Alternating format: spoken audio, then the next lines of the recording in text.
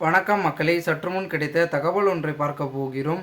2024 நாடாளுமன்ற தேர்தலில் வெற்றி இந்த கட்சிக்கு தான். திடீர் பரபரப்பான அறிவிப்பு. இந்த ஒரு தகவலை பற்றி தான் நாம் பார்க்க போகிறோம். தகவலை பார்ப்பதற்கு முன்னதாக நீங்கள் நம்மளுடைய சேனலுக்கு புதிய பார்வையாளர்களாக இருந்தீர்கள் என்றால் மறக்காமல் நம்மளுடைய சேனலை சப்ஸ்கிரைப் செய்து வைத்துக் கொள்ளுங்கள் மக்களே.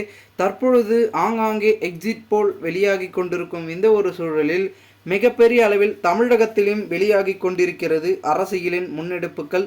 தேர்தலில் யார் வெற்றி பெறப் போகிறார்கள் என்பது கடந்த ஏப்ரல் 19ஆம் தேதி நடந்து முடிந்திருக்கும் தமிழகத்தில் மிகப்பெரிய அளவிலான மாற்றத்தை ஏற்படுத்துமா என்று பொதுமக்கள் மிகுந்த ஒரு எதிர்பார்ப்பில் இருந்து கொண்டிருக்கும் இந்த ஒரு சூழலில் தமிழகத்தில் அதிகப்படியான தொகுதிகளை கைப்பற்ற போகும் முக்கிய கட்சிகள் எது, மேலும் இந்த ஒரு சமயத்தில் இந்திய அளவில் யார் வெற்றி பெறப் போகிறார்கள் என்று அடுத்தடுத்த எதிர்பார்ப்புகள் அதிகமாகி கொண்டிருக்கும் இந்த ஒரு சூழலில் தற்பொழுது ஒவ்வொரு தொகுதியும் முக்கியமாக பார்க்கக்கூடிய இடங்கள் யார் என்றால், அதாவது மீண்டும் நம்மளுடைய முக்கியத்துவத்தில் இருக்கக்கூடிய கட்சிகள் பாஜக மற்றும் அதன் பிறகு இருக்கக்கூடிய நாம் தமிழர் கட்சி, திமுக, அதிமுக என்று 4 முனை போட்டிகள் நிலவியது.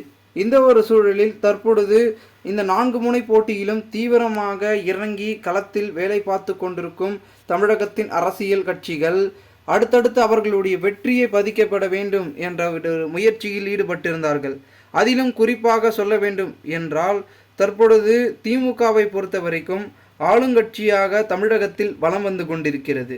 இந்த ஒரு சூழலில் தனிப்பெரும்பான்மையாக தங்களுடைய 35 தொகுதிகளிலும் அவர்கள் போட்டியிடுகிறார்கள். மீதமுள்ள தொகுதிகள் என்னதான் கூட்டணி கட்சிகள் என்று சொல்லியிருந்தாலும் கூட மிகப்பெரிய அளவில் பேசும் பொருள் என்னவென்றால், தற்பொழுது நம்மளுடைய அனைத்திந்திய அண்ணா திராவிட முன்னேற்ற கழகத்தில் சார்பில் இருக்கக்கூடிய கட்சிகளாக இருக்கட்டும், திமுகவாக இருக்கட்டும், மேலும் அடுத்தடுத்து வரக்கூடிய ஒவ்வொரு கட்சிகளாக இருக்கட்டும், அவர்களுடைய வாக்கு சதவீதத்தையும் மேலும் அவர்களுடைய ஆதரவையும் அதிகப்படுத்த வேண்டும் என்று தீவிரமாக இறங்கி வேலை பார்த்து கொண்டிருக்கிறார்கள்.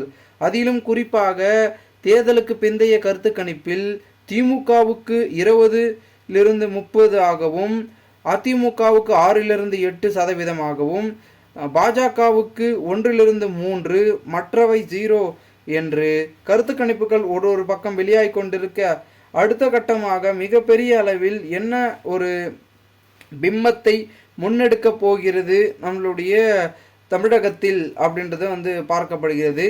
ஏனென்றால் ஒரு தடையும் வெளியாகி கொண்டிருக்கும் கருத்து கணிப்பில் மிகப்பெரிய அளவில் இருக்கக்கூடியது பாஜக 362 தொகுதியிலிருந்து 392 தொகுதி இந்திய அளவில், காங்கிரஸ் 141 தொகுதியிலிருந்து 161 தொகுதி, பிற கட்சிகள் 10லிருந்து 20 என்ற ஒரு விகிதத்தில் தான் போய்கொண்டிருக்கிறது.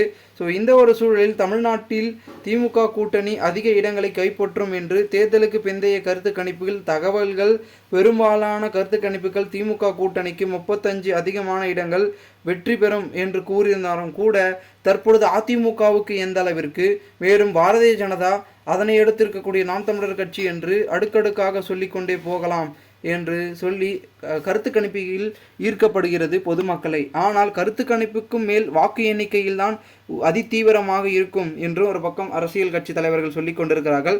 பொறுத்திருந்து பார்க்கலாம் என்ன நடக்கிறது நன்மை. மேலும் இது போன்று நீங்கள் அரசியல் சார்ந்த நிகழ்வுகளாம் தினசரி தெரிந்து கொள்ள சேனலை சப்ஸ்கிரைப் செய்து வைத்துக் கொள்ளுங்கள். நன்றி, வணக்கம்.